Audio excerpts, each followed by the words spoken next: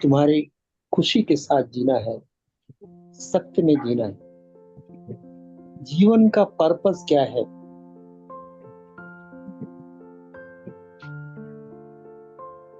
जब तक आप परमात्मा के मार्ग पर नहीं आएंगे, ईश्वर के मार्ग पर नहीं आएंगे, सच्ची हैप्पीनेस मिले ही नहीं। ट्रू हैप्पीनेस पता नहीं चलेगा कि क्या। शरीर के तल पे जिएंगे तो उसका एक अलग भोजन है, अलग नीड है, अलग जरूरत है। मन के तल पे जिएंगे तो उसकी अलग जरूरत है, अलग खाना है उसका। लेकिन ये दोनों तल बाहर के हैं, बाह्य हैं।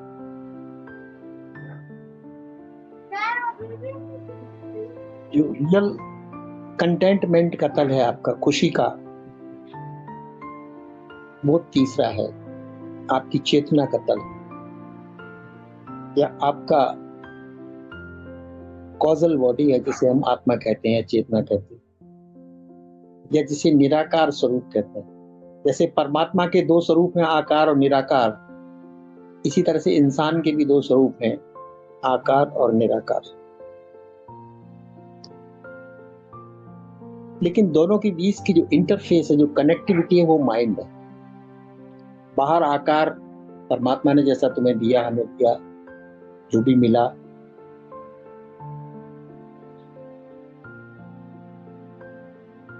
चेतना सबकी एक जैसी है, अलग है नहीं। डिफरेंस आकार में है, हमारी अपब्रिंगिंग में है, बॉडी में है, जेंडर में है। बट स्मूथली अगर कनेक्ट कर सके हम इस निराकार को और आकार को, तो जीवन हमारा खुशियों से भर जाए। और अगर निराकार को डिस्कनेक्ट किए रहे, उधर ध्यान नहीं दिया, सिर्फ माइंड एंड बॉडी से जिए, आकार को ही सब कुछ समझा, तो फिर तनाव रहेंगे, फ्रस्ट्रेशन रहेगा, समस्याएं रहेंगी, चिंता रहेगी। हालांकि पैसा रहेगा, माया रह सकती, सुख रह सकता है, लेकिन वो फीके पड़ जाएंगे सब। अगर तनाव है, टेंशन है, तो पैसे का सुख आपको सुख लगेगा नहीं, घर का सुख लगेगा नहीं, गाड़ी का सुख लगेगा नहीं, संपत्ति का सुख नहीं लगेगा। अगर इंसान तनावग्रस्त है, तनाव हावी हो जाते, कहते मैन लिव्स बाय माइंड। अगर ये माइंड जो हमारी इंटरफेस है निराकार और आकार के बीच की, अगर ये खूबसूरत हो जाए कनेक्शन, तो जीवन एक अलग ढंग से घटित होने लगता है, एक अलग आयाम में चलने लगता है। उसी डायमेंशन का नाम है सत्य के साथ जीना। माया के साथ, रिश्तों के साथ, शरीर के साथ, समाज साथ जीना मतलब तथ्य के साथ जीना, फैक्ट के साथ जीना। और एक है रियलिटी के साथ जीना, जो मैं हूं, जो मैं सदा से हूं।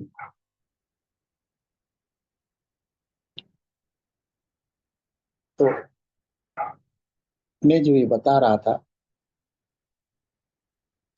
लगता तो हमें कि माया बाहर है, बाहर से घेरती है, रिश्ते नाते, घर द्वार, रिश्ते सब बाहर है, संपत्ति, पैसा, बैंक है, घर, भाई, बाहर सब कुछ। लेकिन माया का बीज आपके अंदर, परमात्मा ने ऐसी सृष्टि रची है, तो बीज आपके अंदर रख दिया, और वही बीज मैं है।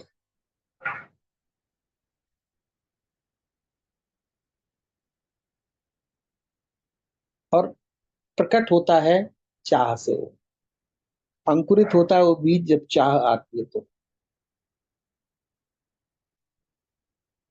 चाह आएगी तो विचार आएंगे कि चाह की पूर्ति कैसे की जाए, किन किन साधनों का उपयोग करें, कैसे कैसे करें, कब कब करें, कितना करें। और फिर एक ऐसा चक्र शुरू हो जाता है कि चाह के बीज से एक और चाह का बीज, और इस चाह के बीज से एक और चाह का बीज, एक चाह के बीज से हजारों चाह के बीज निकलते चले जाते हैं।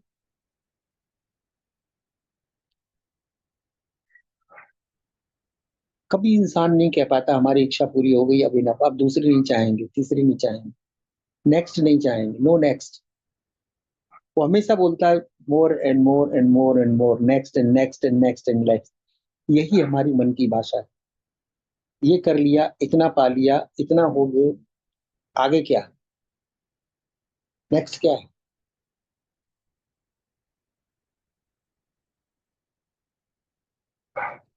उसकी भाषा ही है next, next, more and more. जो मिला, खुश हो गया एक दिन, अगले दिन नेक्स्ट की उसकी खोज चालू हो गई। जैसे वो पैदा ही हुआ नेक्स्ट के लिए, नेक्स्ट व्हाट,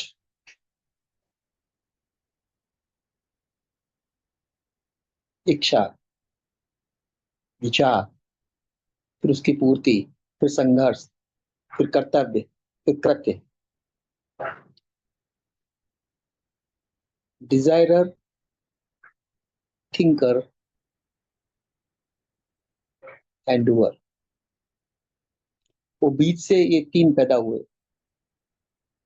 डिजायरर हुआ तो डिजायर पूरी कैसे करे को थिंकर, नेक्स्ट स्टेप, और थिंकर जब थिंक किया, प्लानिंग किया, तो डूअरशिप आ गई। Then it will push the body, it will use the body, कि जो पर्पस सोचा है उसको कैसे पूरा करो।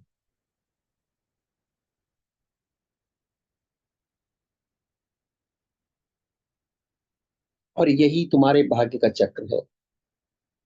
यही बीज पुनर्जन्म लेता है। जो बीज की इंटरफेस है, जो तुम्हारा कारण शरीर है, वो तो मरता नहीं कभी, और ये शरीर यहीं समाप्त हो जाता है, तो पुनर्जन्म में जाता कौन है फिर? ये ना सोचना कि आत्मा पुनर्जन्म में जाती, आत्मा चलती ही नहीं, वो जो सब जगह विद्यमान है, वो जाएगी क्यों कहीं? वो तो परमात्मा के रूप में सब जगह विद्यमान। जो तुम्हारे आकार में बंद हो गई वो आत्मा हो गई, बाकी तो परमात्मा ही होगी, तो उससे तो कहीं जाना नहीं। तो जाता कौन सा? वो जो बीज, चाह का, मैं का, और वही कर्म बीज बन जाता है, वही भाग्य बीज बन जाता है।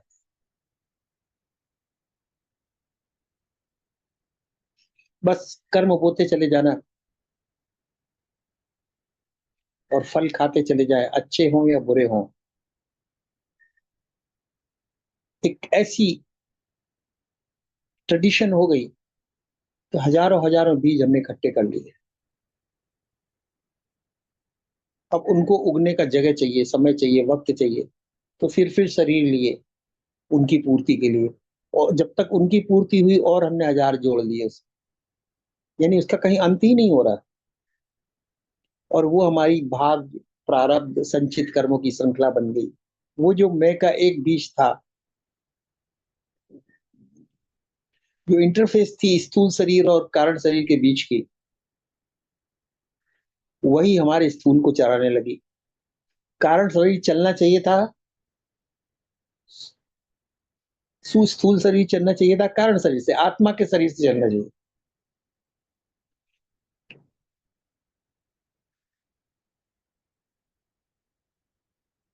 यूनिवर्सल माइंड से चाहिए, चलना चाहिए था। तो मैंने पर्सनल माइंड, व्यक्तिगत माइंड लाया, और उससे चलाना शुरू किया।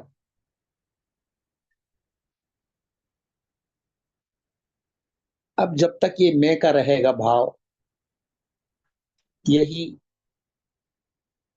पेन बॉडी है, यही भोग का बीज है, यही भाग्य का बीज है, और यही संचालित करता है हमें जीवन भर, जन्मों भर, और जन्म जन्म।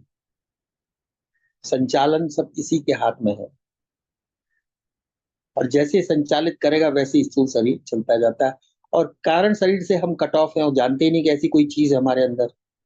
बस हमने तो जाना है इच्छा करने वाला, और इच्छा को पूर्ति करने वाला है स्थूल।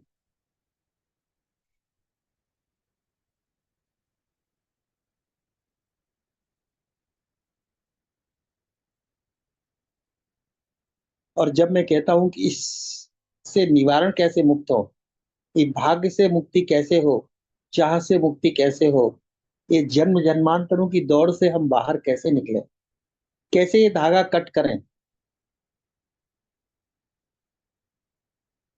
ये बाहर जो हमारी उम्र 20 साल, 50 साल, 70, 80 साल है, कुछ भी नहीं। ये हमारी कंटिन्यूटी वाली उम्र है, लगातार लगातार यूं ही जन्म लेते गए, और वही वही गति से वही वही बीज हमें ढकेलते गए जिंदगी में। सब खेल दिखाते चले गए, जवानी दिखाई, बचपन दिखाया, बुढ़ापा दिखाया, शादी ब्याह घर और मृत्यु, और फिर अगले में, फिर अगले में, फिर वैसे का वैसे। ये खेल रुकता ही नहीं, क्योंकि जब तक कर्म बीज हैं, भगवान बुद्ध ने भी कहा, जब तक ये बीज हैं, ये जीवन तुम्हें लेना ही पड़ेगा, तुम बाध्य हो जीवन लेने के लिए।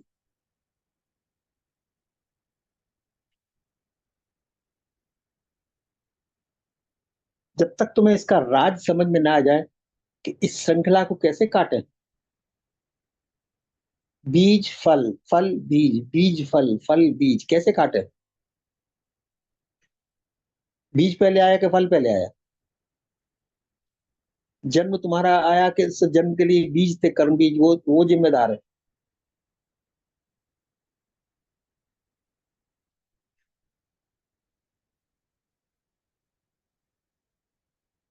असल में जब हमें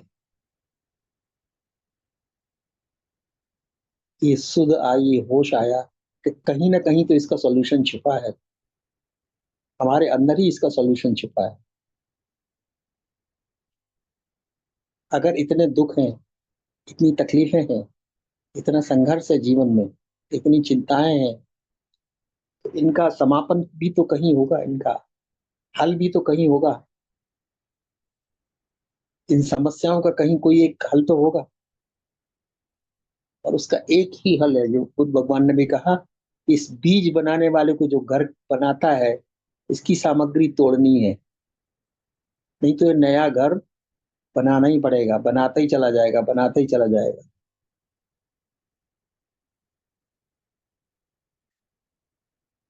और वेदांत इसको इस तरह से कहते हैं, हमारे उपनिषद ऐसे कहते हैं, कि ये बीज, अगर हम भाषा में कहें तो ये चाह बन जाती है हमारी।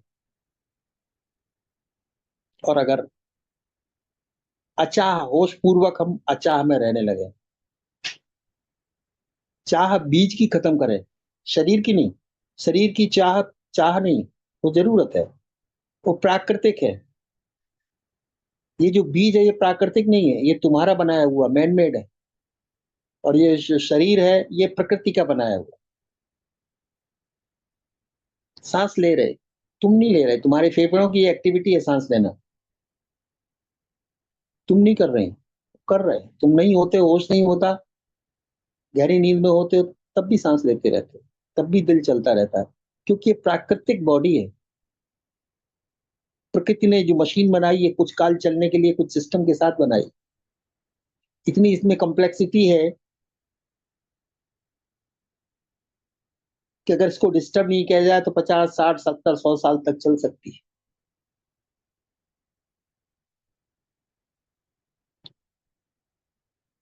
लेकिन हमारे बीच जो चाह वाली बीच की बात है, मन की बात है, वो डिस्टर्ब की रहती है। मन की चाह गलत हो गई तो रोग पैदा कर लिए हमने, इतने भोग भोगे के रोग हो गए। डायबिटीज हो गई, कोलेस्ट्रॉल बढ़ा लिया, कहीं कुछ हो गया, कहीं कुछ हो गया, लेकिन चाह नहीं मिटी। मीठे की चाह है तो बोलते थोड़ा ही तो है, एक दफा ही तो खाया है, प्रसाद तो लिया है, अब प्रसाद भी ना ले भगवान ने। अब प्रसाद तो मीठा ही होता है, अब प्रसाद भी ना ले। अच्छा, गोली कितनी बड़ी होती है, जो तुम्हारे डायबिटीज में ली जाती है, गोली कितनी बड़ी, जरा बताओ। उससे तो ज्यादा प्रसाद होता ही है ना। लेकिन इंसान क्या है, दिल के बहलाने को मानता नहीं, कुछ नहीं करेगा वो शक्कर ही नहीं डालेगा, लेकिन मीठा स्वाद चाहिए उसको। चाय भी पीनी है और मीठी भी पीनी है, तो जुगत लगा देगा वो कुछ ना कुछ, और कहता हम तो सेक्रिन ले रहे हैं, उससे शुगर थोड़ी बढ़ती। चाह नहीं छोड़ रहा है, चाह पूर्ति के तरीके बदल रहा है, वो मॉडिफाई करता है, इधर उधर से कान पकड़ने की कोशिश करता है, आगे पीछे से।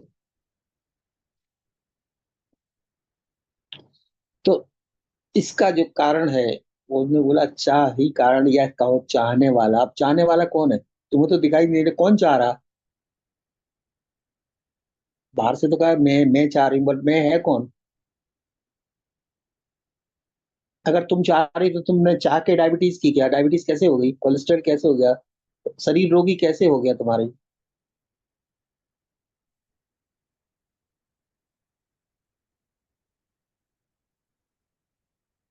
तो ये जो चाह रूपी बीज है, यही माया का रिप्रेजेंट करता है। बाहर का माया तुम्हारा क्या बिगाड़ी? अगर तुम्हारी चाह ना हो तो माया क्या करेगी? माया तो अपनी जगह है। तुम्हें माया आकर्षित करती क्योंकि तुम्हारे अंदर चाह है उस चीज की। चाह ना हो तुम्हें कोई क्यों आकर्षित करेगा? कोई भी चीज कैसे आकर्षित कर सकता? बोलते आकर्षण है मुझे, मोह है मुझे। कैसे मोह है? तुम्हें चाह इसलिए मोह है। भले बच्चों से हो, घर से हो, परिवार से हो, रिश्तों से हो, लेकिन मोह की तुम्हें चाह है ना।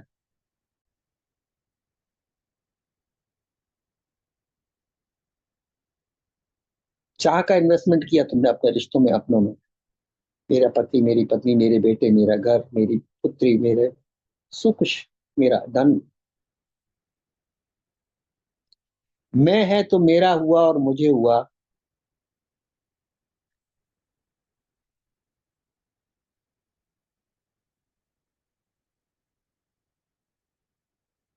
तो प्रयोगात्मक रूप से कहते हैं, अगर तुम ये चाह पे ब्रेक लगा दो,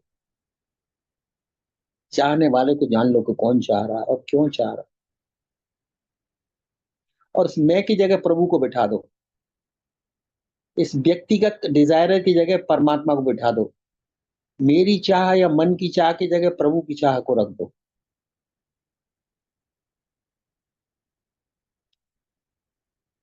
प्रभु तुम्हें बीमार थोड़ी करना चाहता है, ना डायबिटीज देना चाहता है। उसे क्या दुश्मनी है तुमसे? उसके लिए तो सारी संतानें एक समान है। लेकिन ये आदमी विकसित है। अगर अचाह में जीना सीख जाए, छोटा छोटे प्रैक्टिस करना, छोटी छोटी चीज, एकदम हिमालय पे नहीं चढ़ना, छोटी छोटी थाने और पुणे की पहाड़ियों पर चढ़ना। चलो ठीक है, 2-4 घंटा हम बिना चाह के आज जिएंगे। नेचुरल फूड लेंगे, बहुत विशिष्टता उसमें नहीं लाएंगे। स्वाद के लिए नहीं खाएंगे, सेहत के लिए खाएंगे।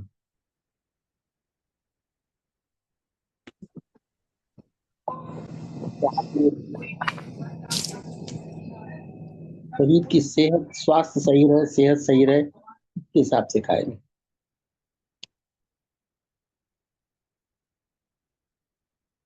देखो क्या परिवर्तन आता है। अच्छा, हम 4 घंटे कुछ, या एक दिन हम कुछ नहीं चाहिए, अचाह का व्रत ले लिया हमने,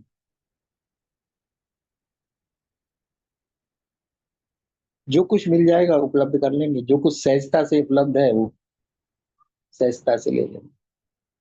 आज आज बिना चाह के हम जी लेंगे, कुछ चाहेंगे नहीं।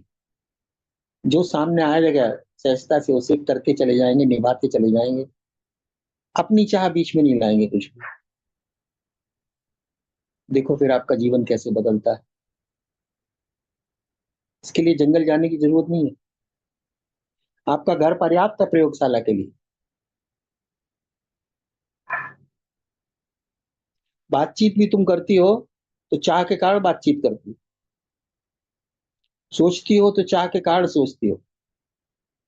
अचाह में तो मौन होता है। तो अगर आपने अचाह व्रत ले लिया तो अपने आप मौन व्रत हो गए।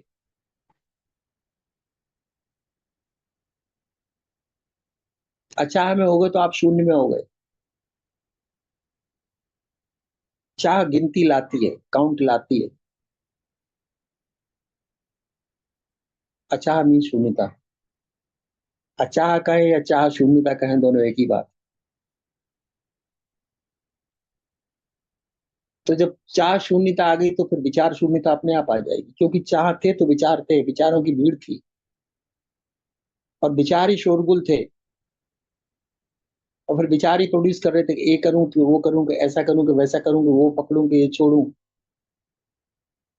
तो चाह ही नहीं है तो क्या पकड़ूं और क्या छोड़ूं, ऐसे करूं कि वैसे करूं।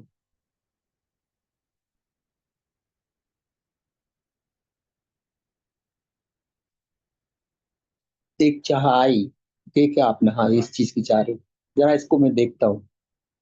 विटनेसिंग किया जोर से स्ट्रांगली अंदर, और देखा कि वो चली गई।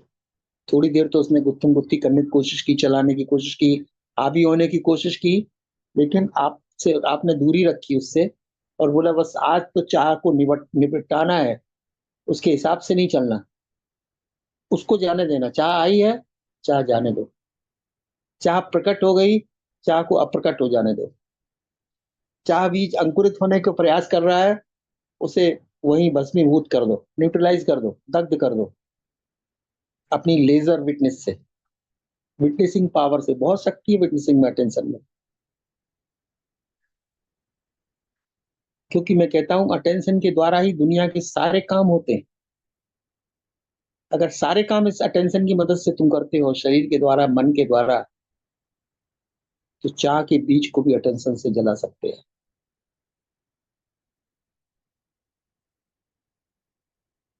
बस आपकी तैयारी होनी चाहिए, यू मस्ट बी प्रिपेयर्ड कि अचाह में जीना है।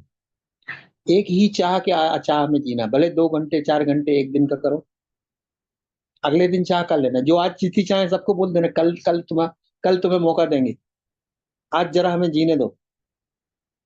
आज बिना चाह के जीने दो, आप प्रभु चाह में जीने दो आज, व्यक्ति की चाह में नहीं, अपनी चाह में नहीं। और फिर देखो जीवन कैसे बदलने लगता है।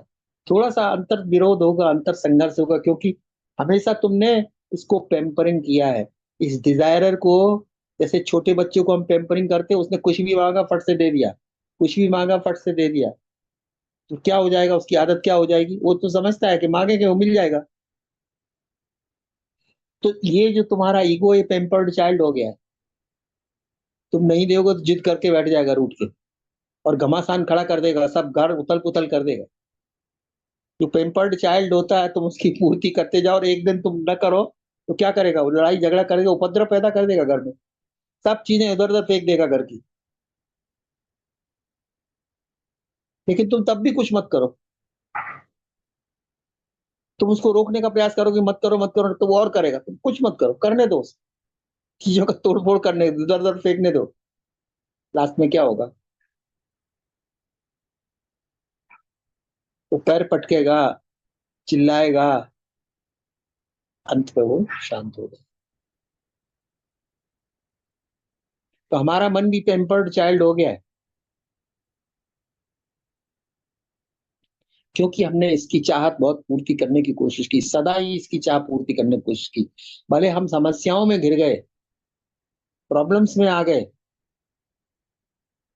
लेकिन इस चाह की पूर्ति के लिए हम सब कुछ करते गए।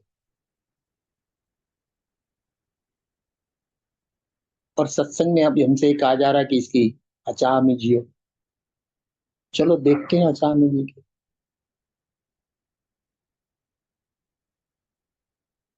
अब एक साथ हम ये नहीं कहेंगे 1 महीना चाह में जी लो,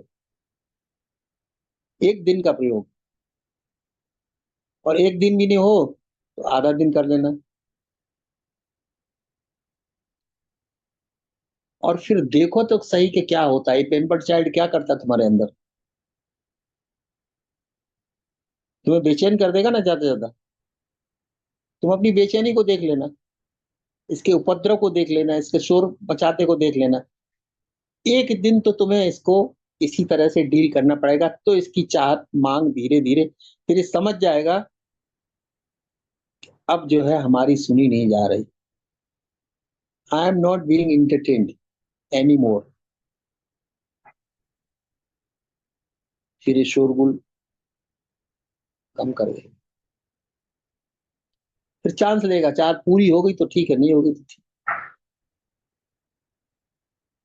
और फिर एक पीस आपके अंदर पैदा होना शुरू हो जाएगी। क्योंकि चाह का शोर, विचारों का शोर ही तो आपके माइंड को ऑक्यूपाई किया सारे टाइम। वो स्पेस जो एम्प्टी होना चाहिए था, स्पेस होना चाहिए था, वो स्पेस शोरगुल से भरा है, चाह की और विचारों की। वर्तमान के विचार, भूतकाल के विचार, इच्छाओं के विचार। कितने कितने एग्जाम्पल और कितने कितने लोगों को कोट करता चला जाएगा, देखो उसने वो कर लिया, उसने वो कर लिया, उसने वो कर लिया, उसने ऐसा कर लिया, ऐसा। तुम कुछ नहीं करते, तो तुम्हें लोग क्या कहेंगे, तुम्हें लोग कैसे इंटरटेन करेंगे, तुम्हें लोग कैसे अप्रिशिएट करेंगे। वो दूसरों के लिए जीता हमेशा, दूसरों के अप्रूवल पे जीता। दूसरे कैसे तुम्हें अप्रिशिएट करते हैं।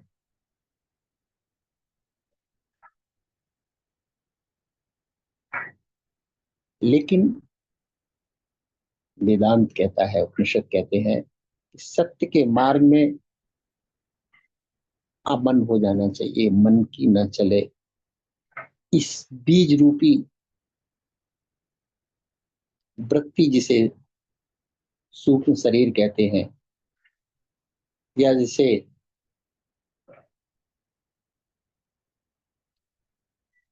मन कहते हैं, या जिसे ईगो कहते हैं,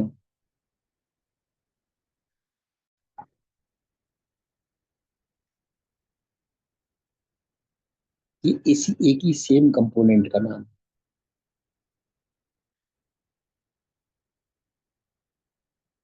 ये इंटरफेस जो शरीर और आत्मा के बीच की कनेक्टिविटी है,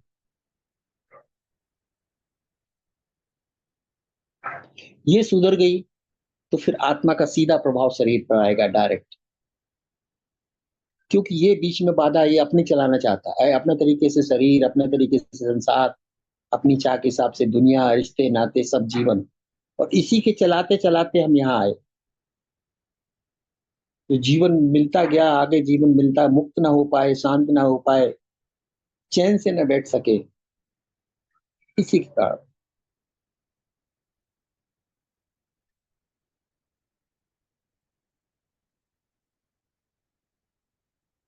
तो इस संबंध को तोड़ना है, इसको समझना है, और कैसे धीरे धीरे धीरे इसको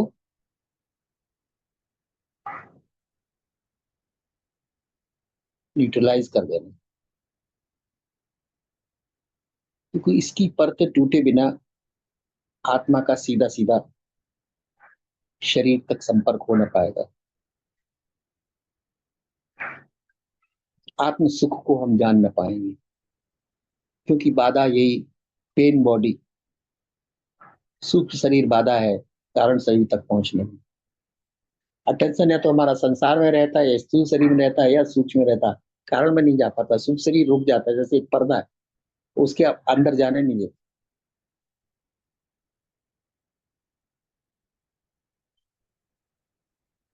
अगर ये हम प्रयोग करें छोटा सा अचाह में जीने का, उसको सब्स्टिट्यूट करते कि मन का चाह नहीं जिएंगे, प्रभु चाह जिएंगे।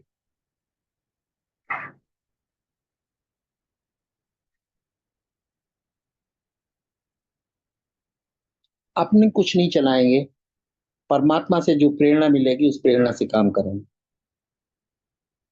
और जो मन में जितने भी विचार, या तो उनके स्ट्रॉन्ग विटनेसिंग करेंगे, देखेंगे, आत्मनिरीक्षण करेंगे।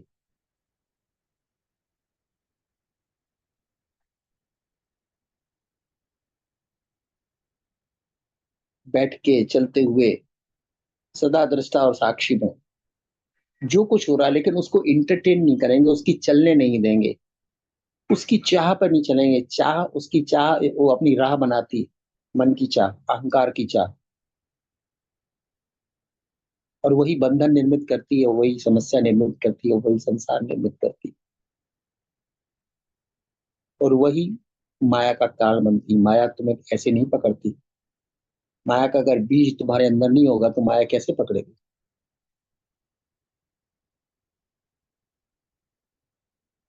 बाहर तो सिर्फ डिस्प्ले है, शोरूम है माया का।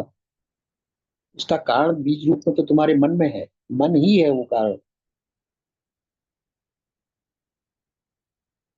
और ये भी पालें और वो भी पालें और ये भी जान लें और वो भी जान लें और ये भी हो जाए और वो भी हो जाए, सब कुछ पाने की चाह।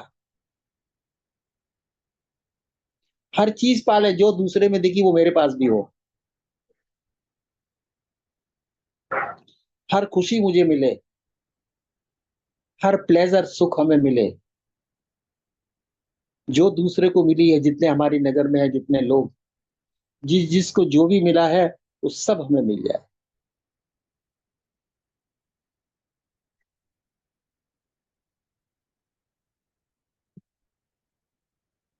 और जिसको जो जो मिला, तुम्हारी नजर में हजारों लोग होंगे, जिंदगी भर तुम उनकी कॉपी करते रहोगे और जीवन समाप्त हो जाएगा और वो कंप्लीट हो नहीं पाएगी और तुम सुखी भी नहीं रह पाओगे।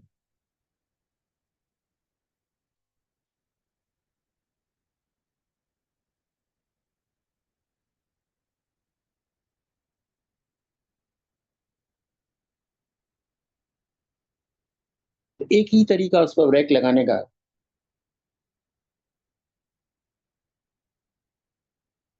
वही तरीका भगवान बुद्ध ने अपनाया था, जिसे विपश्यना कहते हैं, विशेष रूप से देखना, विशेष रूप से इंटेंस विटनेसिंग, कि बाहर से हम अपनी चाह से कोई नए कर्म बीज बनाए नहीं, प्रतिक्रिया करें नहीं किसी चीज से, क्रिया करें।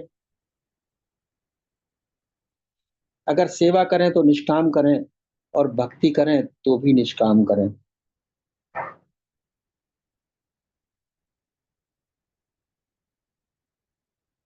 निष्काम का अर्थ समर्पण भाव से, चाहत के भाव से नहीं।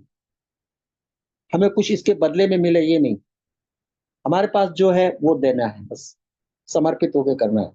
सेवा करना है तो समर्पित होकर निष्काम भाव से, और भक्ति भी करनी, प्रभु का नाम भी लेना है, तो ये मत चाहो कि प्रभु हमें सुख दें, इसलिए ये हमारा दुख का हरण करें, नहीं।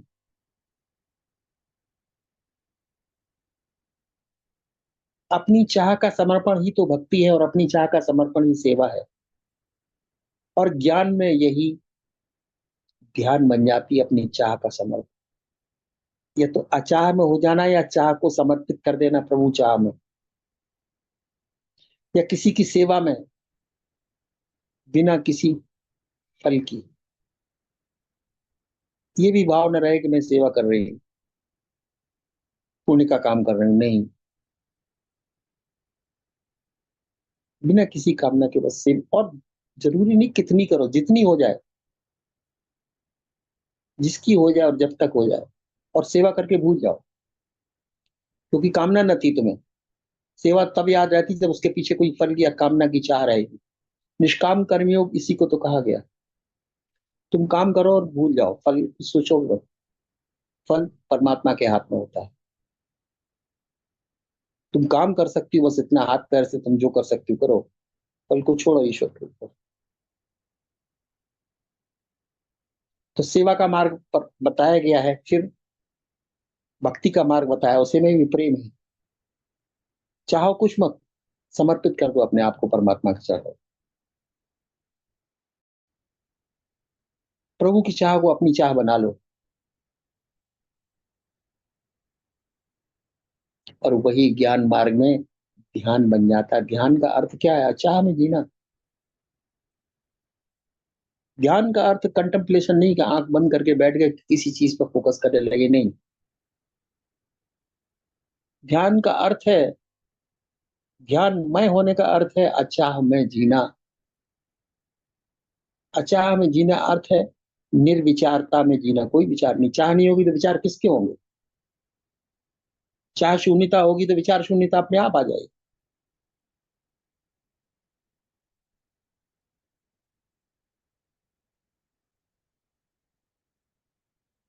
फिर चाह स्वर्ग निर्मित करने के लिए, ये नहीं कि हम चाह में नरक निर्मित नहीं करना है, हमें स्वर्ग भी निर्मित नहीं करना। चाह में ये नहीं कि हमें नरक स्वर्ग चाहिए, नरक नहीं चाहिए, अच्छा चाहिए बुरा नहीं चाहिए, पुण्य चाहिए पाप नहीं चाहिए, दान चाहिए नहीं, कुछ भी नहीं, कुछ भी नहीं। कोई चॉइस नहीं, चॉइसलेस। अचाह का अर्थ choiceless state of being, desireless state of being. तुम तो हो लेकिन चाह नहीं है। तुम इतने होश से भर गए हो कि चाह के लिए जगह नहीं।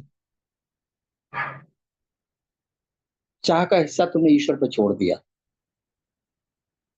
अब उसकी चाह से चलने दे, क्योंकि खेल की संसार का उसी की चाह से चल रहा है, जीवन भी उसी के। अगर उसे दुख देना है तो तुम लाख कोशिश कर लेना, हाथ पैर मार लेना,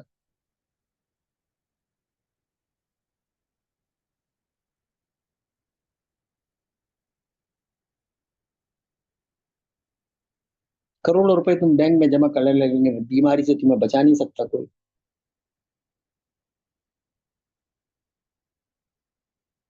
और एक तो शरीर का रोग और फिर मन का रोग, फ्रस्ट्रेशन,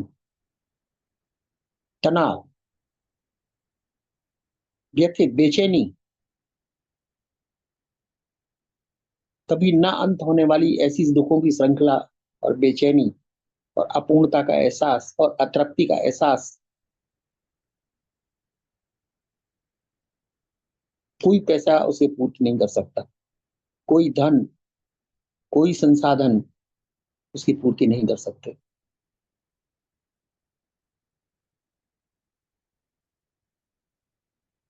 और अगर आप अचाह में रहने लगे तो फिर आप सदा तृप्त हैं, सदा संतुष्ट हैं और सदा शांत हैं। यही तो जीवन का फंडा है। चाह से जो मिलता नहीं, अचाह में वो पहले ही से है, क्योंकि प्रभु चाह से प्रभु का दिया हुआ पहले ही से है। वो प्रभु पहले ही से पूर्ण है, तुम्हारे अंदर आत्मा बन के बैठे। उसकी चाह में जीवन पूर्णता की जय, और पूर्णता है तो तुम्हें जरूरत नहीं, तुम तृप्त हो। पूर्ण हो तो तुम तृप्त हो, पूर्ण हो तो तुम संतुष्ट हो, पूर्ण हो तो तुम शांत हो। और अगर अपूर्ण हो, जो कि तुम्हारा शरीर है, इसीलिए तो दूसरे की चाह है। स्त्री को पुरुष की चाह है, पुरुष को स्त्री की चाह है, अन्यथा की चाह, दूसरे की चाह, धन की चाह, रिश्तों की चाह, क्योंकि अपूर्ण है। देह के लेवल पर अपूर्ण है, मन के लेवल पर सब जगह अपूर्णता है। इसलिए कुछ ना कुछ चाहे चले जाते, ये ऐड कर लो, वो ऐड कर लो, ये और जोड़ लो, वो और जोड़ लो, ये और पालो, वो और पालो, ये और जान लो, वो और जान लो। शायद परमात्मा का मार्ग मिल जाए जान लेने से। सेवा भी कर लो, भक्ति भी कर लो, ज्ञान भी कर लो, शायद परमात्मा इस रास्ते से जल्दी मिल जाए। डबल एफर्ट करो, शायद परमात्मा और जल्दी मिल जाए।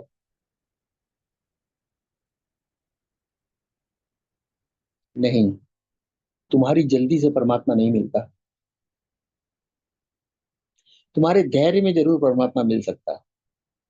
तुम्हारी बेताबी से नहीं मिलेगा, तुम्हारी बेचैनी से नहीं मिलेगा, तुम्हारी चाहत से नहीं मिलेगा, तुम्हारी अचाह से परमात्मा है ही मौजूद, मिलने का भी सवाल नहीं।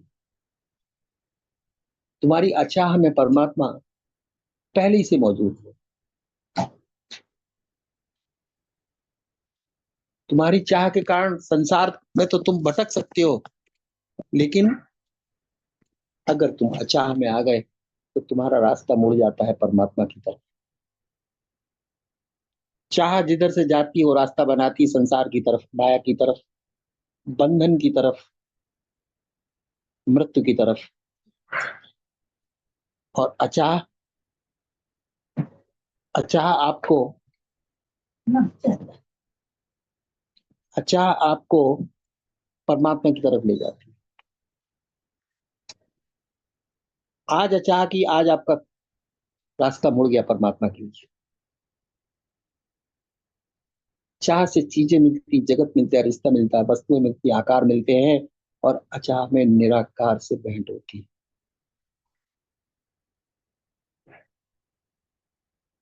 आप करके तो दो। अचाह में होने का ये भी प्रयास नहीं करना कि तुम एक पैर पर खड़े हो। ये कोई घोर तपस्या है कि जंगल में जाना है, कि पसीना बहाना है, कि भूखो रहना है। कुछ नहीं, जो जरूरत पेट में भोजन की है वो करो, जिन वस्त्रों की जरूरत है वो करो, नहाने धोने साफ सफाई की जरूरत करो, लेन देन की जरूरत है सब करो। अचाह में हो जाने का अर्थ है कि मेरी अब चाह नहीं। मैंने चाह चला ली, इतने साल बहुत चला ली, बहुत भटक के देख लिया, बहुत भाग दौड़ कर ली। और उससे न तो संतोष मिला, न तृप्ति मिली, न शांति मिली, न सत्य मिला, न परमात्मा मिला। पूजा भी कर ली, मंदिर भी किए, दर्शन भी किए, जगह जगह तिथि त्योहार भी किए, सब कुछ किया, फिर भी परमात्मा का न साक्षात्कार हुआ, न दर्शन हुआ, न उसकी नजदीकियां मिली। तो चलो अब ये मार्ग देखते हैं अचाह का। इस और याद रखना, चाह में तो मार्ग हैं, रास्ते हैं अनेक, भक्ति के हैं, सेवा के हैं, कर्म के हैं, लेकिन अचाह में कोई मार्ग है ही नहीं। अचाह में तुम्हें कहीं जाना ही नहीं है, अचाह में तुम्हें चलना ही नहीं है, अचाह में कोई प्रयास करना ही नहीं है। तुम अचाह में ये न पूछना कि मेरे लिए क्या मार्ग है, क्या उपाय है, किस तरह करे, नहीं। क्या विधि है अचाह में? कोई विधि नहीं। अचाह की क्या विधि है?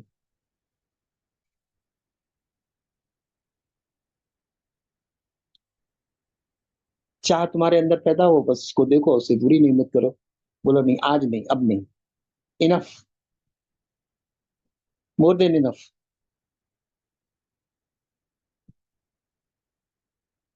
क्योंकि चाहने वाला तो ईगो है ना। ईगो को कैसे मिटाओगे? एक ही रास्ता है, उसको इंटरटेन करना बंद कर दो, उसको पैम्परिंग करना बंद कर दो। बहुत हो गया, अब नहीं, अब और नहीं। मैं तुम्हारे बिना भी सुखी हूं, मैं तुम्हारे बिना भी संतुष्ट हूँ। अगर ये इच्छा जो उठ रही मन में, अगर ये पूर्ति मेरी नहीं हुई, मैं इसके बिना भी सुखी हूँ, और इसके बिना भी मेरे पास पर्याप्त है।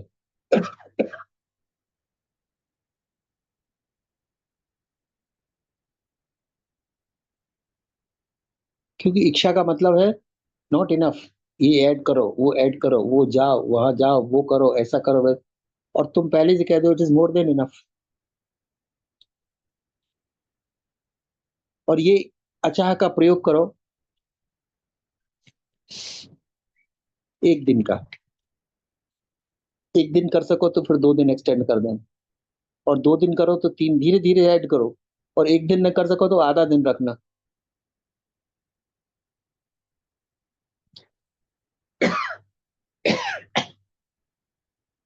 तुम्हें मिठाई बहुत अच्छी लगती है, फ्रिज में रहने दो, उसको जरा ला के रखो, एंड एक्सपेरिमेंट इट। आइसक्रीम बहुत अच्छी लगती है, एक डब्बा ला के रखो फ्रीजर में, एंड लेटस सी नहीं खाना उसको 1 वीक, 2 वीक नहीं खाना। एक्सपेरिमेंट है आपके लिए।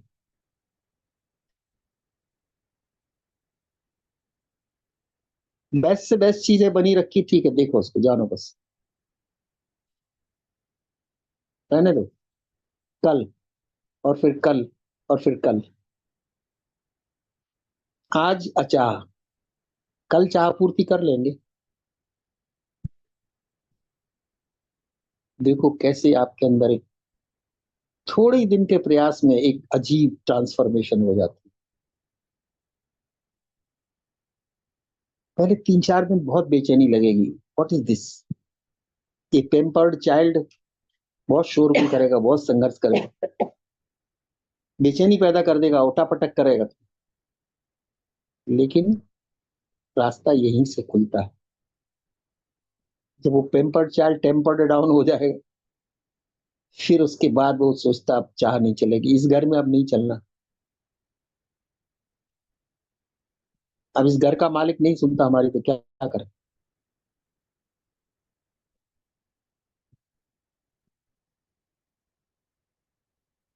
धीरे धीरे वो कूल डाउन होती चली जाती है, और वो भी स्वीकार कर लेती है अब मेरी चाह में नहीं, अब ये मालिक घर का प्रभु की चाह में जीने लगा, ईश्वर की चाह। अब पर्सनल माइंड से नहीं जीता, अब यूनिवर्सल माइंड से जीता है। यूनिवर्स माइंड जो यूनिवर्स को चला रहा है, जो चांद सूरज को चला रहा है, जो बादल, पृथ्वी, समुद्र, आकाश, पानी, जल, सबको चला रहा है जीवन, अब उसी की चले। अब मेरी व्यक्तिगत चाह नहीं, इंडिविजुअल चाह नहीं, ईश्वर की चाह। हम मन चाह के कारण दुखी थे, क्योंकि मन चाह कम होता था, अनचाहा बहुत होता था।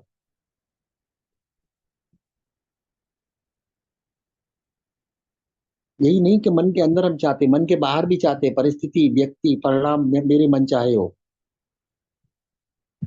और मन चाहे नहीं होते, हमारा दुख का टोटल कारण यही कि मन चाह नहीं हो रहा है। मन चाह नहीं हुआ, ये घटना मन चाह नहीं हुई, वो व्यक्ति मन चाह नहीं है, परिस्थिति मनचाही नहीं हो रही। तो जब हम अचाह की बात की, तो बाहर भी अचाह को अप्लाई कर देना, परिस्थिति तुम्हारे चाह से हो या ना हो, प्रभु चाह से है बस। खेल प्रभु का है। संसार चल रहा है, दिन रात चल रहे, चांद सूरज चल रहे, प्रभु के हिसाब से चल रहे। ईश्वर चला रहा, प्रकृति चला रही। तो प्रकृति के साथ अपने जीवन को ढाल देना है। गर्मियों में तो गर्मियों के वस्त्र, सर्दियों में तो सर्दियों के वस्त्र, बारिश में तो बारिश के हिसाब से ढाल लो अपने आप को। प्रकृति को अपने हिसाब से ढालने का प्रयास ज्यादा मत करो, एक सामंजस्य बिठा लो।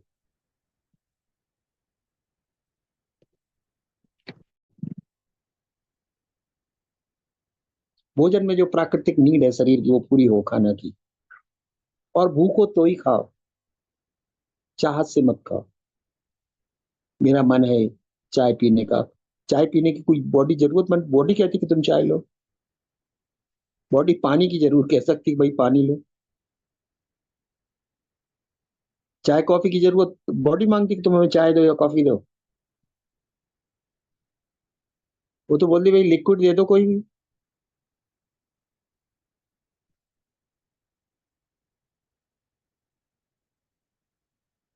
क्योंकि गर्मी है, पसीना निकलता है, डिहाइड्रेशन होता है, तो पानी की जरूरत पड़ती है।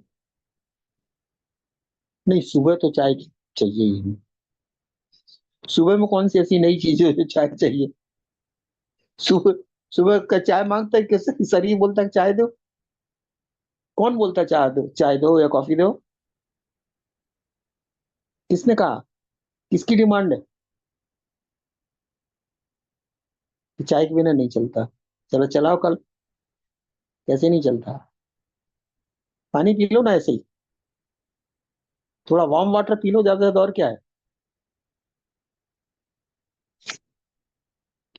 फिर स्वास्थ्य डिस्कशन पे मत जाओ, ग्रीन टी लेंगे तो हेल्दी है तो उसमें फाइबर, ये सब आर्गुमेंट मत करो।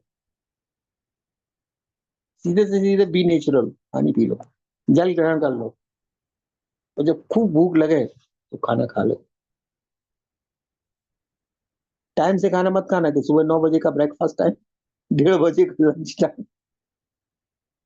भूख नहीं, लेकिन 1:30 बजे का तो अब लंच तो बना है। मैंने नहीं बनाया तो सर्वेंट बना के गई, अब बनवा लिया तो खाना तो है।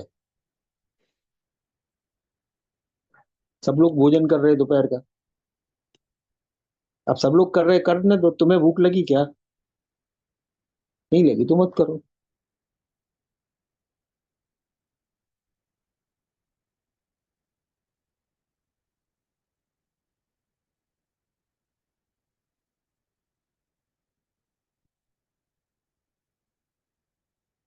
100% भूख लगी है तब कहते हैं सच्ची भूख। 100% जब भूख लगी है तो कहते हैं सच्ची भूख। और जब 25% लगती है तो वो डमी भूख है, वो मन की भूख है। 25% भूख लगी, तुमने कुछ खा लिया, कुछ डाल लिया पेट में।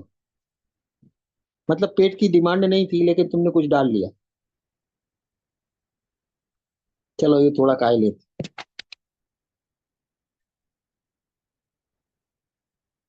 तो अब जब हम कहते हैं मन की चाह से जीने बंद करेंगे, तो एक्सपेरिमेंटली हम क्या करेंगे? 1-2 दिन के लिए चाय छोड़ी जा सकती है क्या? छोड़ी जा सकती ना। कोई कोई कोई बड़ा तूफान तो खड़ा नहीं हो जाएगा, है?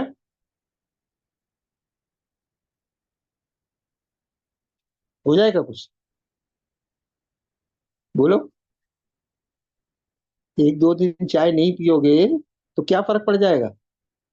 हम चाय पीने वालों से कह रहे हैं, चाय कॉफी वालों से। जो नहीं पीते उनसे थोड़ी कहते। बोल ठीक है, अब हम प्रयोग करते, नहीं पीते, 1-2 दिन देखे क्या होता है,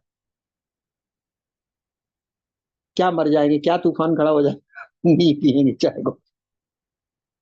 हम्म। अचाह का अर्थ यही है, भूख लगेगी, जितनी लगेगी वो हिसाब से खाना खाएंगे, नहीं लगेगी तो नहीं खाएंगे। लंच का टाइम हो गया कुछ फर्क नहीं पड़ता, डिनर का टाइम हुआ कुछ फर्क नहीं पड़ता। सच्ची भूख 100% है तो खाओ, स्वाद के लिए नहीं खाना, कर टेस्टी दाल हो, टेस्टी सब्जी हो, टेस्टी खाना हो, टेस्टी खाना नहीं, खाना भूख के हिसाब से खपता है। टेस्ट खाने में नहीं, खाने में जो टेस्ट डालते हैं वो बीमारी लाते, रोग लाते। जो भूख में टेस्ट ढूंढते हैं वो खाना उनका हमेशा हजम होता है और कोई बीमारी पैदा नहीं होती। डीप हंगर, भूखे को तो सूखी रोटी दे दो बोलते उसमें भी स्वाद है, वो नमक के साथ भी खा लेगा, अचार के साथ खा लेगा, बोले उसमें भी बहुत स्वाद है। हरे पेट वाले दे दो, वो हर एक में कुछ ना कुछ नुक्स निकाल देगा, इसमें नमक कम, इसमें ऐसा है, उसमें वैसा है।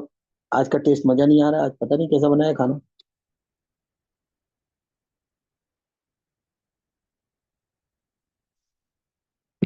इसलिए आज का सत्संग अचाह पर आधारित है, यूं तो रोज इसी पर रहता है मोर और लेस।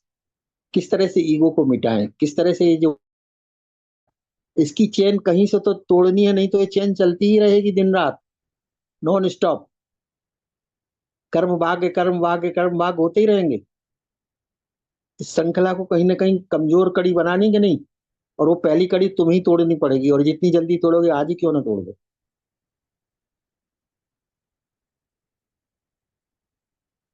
और अचाह में आके मतलब मालूम क्या क्या होता फिर, आप अचाह में आए तो चाह कॉफी भी छोड़ सकते हैं,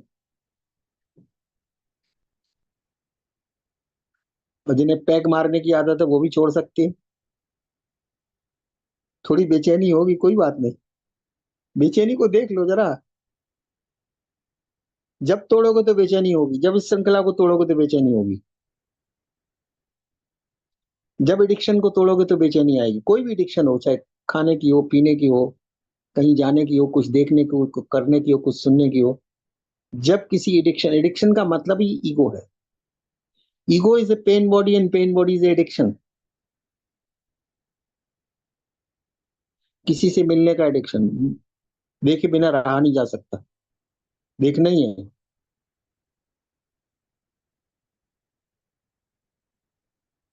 डी एडिक्ट योर सेल्फ, अचा का मतलब D addict, drop your addiction, drop for a day, at least day.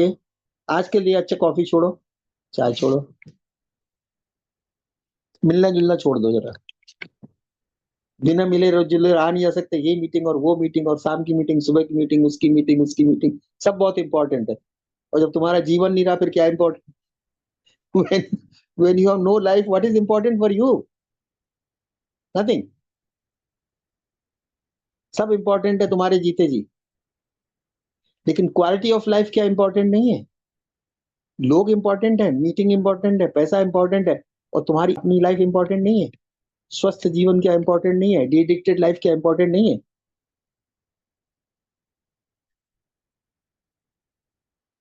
अचाह में जीने वाला जीवन एकदम हाईएस्ट वैल्यू में जीता हो।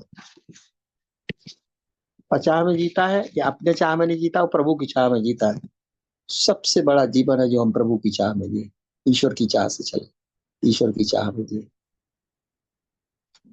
अब जाई बिद राखे राम ताई बिद रहिए।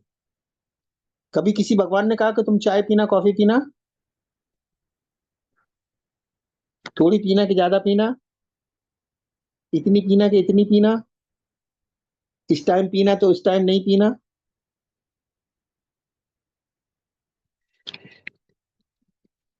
मिठाई खा लेना जरा, और बहुत अच्छी बात, बहुत अच्छी वाली मिठाई तो खा लेना, और आम का सीजन है तो छोड़ना ही नहीं क्योंकि बहुत अच्छे अच्छे आम आ रहे हैं, बहुत मीठे मीठे स्वादिष्ट आम आ रहे हैं।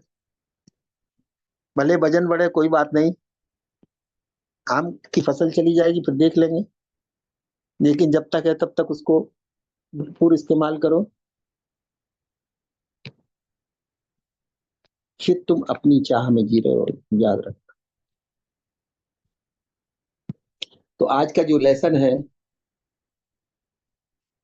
वो प्रभु चाह में जीना है, अपने लिए अचाह में जीना है, मन चाह में छोड़ देना है, अचाह में जीना है, ईगो को समूल नष्ट करना है। ईगोलेसनेस की दिशा में चला हुआ ये एक कदम है। It is a step in the direction to stay as egolessness being. Zero ego, zero ego means zero desire, zero desire means zero thoughts. देखो कितना स्पेस माइंड में क्रिएट हो जाता है अपने आप, एकदम काम डाउन हो जाता है। और जन्म जन्मांतरों की एक श्रृंखला जो चल रही थी, चाह चाह, वासना वासना पूर्ति, चाह चाह पूर्ति, चाह और कर्म, कर्म और चाह, चाह और कर्म, कर्म और चाह, अंडा और मुर्गी, मुर्गी और अंडा, कभी न टूटने वाला। पहले कौन, कोई जवाब नहीं देता। अंतिम कौन होगा, कोई बोल नहीं सकता। एक कड़ी कैसे टूटेगी, कोई कह नहीं सकता। लेकिन यस, आपके अंदर से आप कह सकती हैं। तो सूत्र, उपनिषद कहते हैं कि जिस क्षण आपने डिसाइड कर लिया कि बस अचाह में रहना,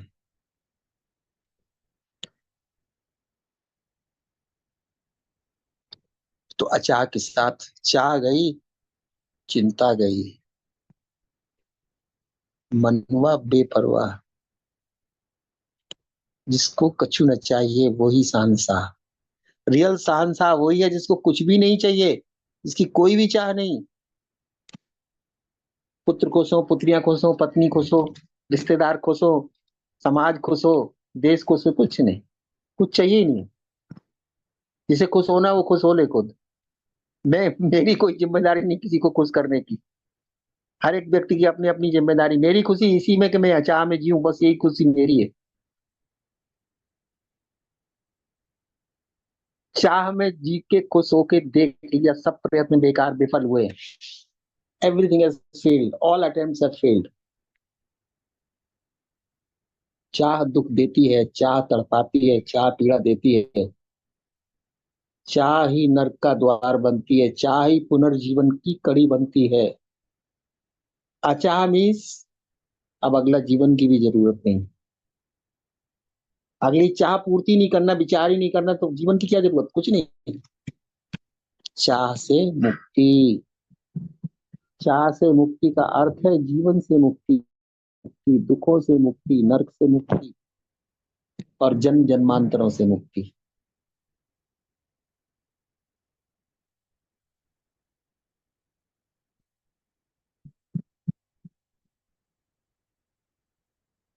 लोग मिलते हैं, पूछते हैं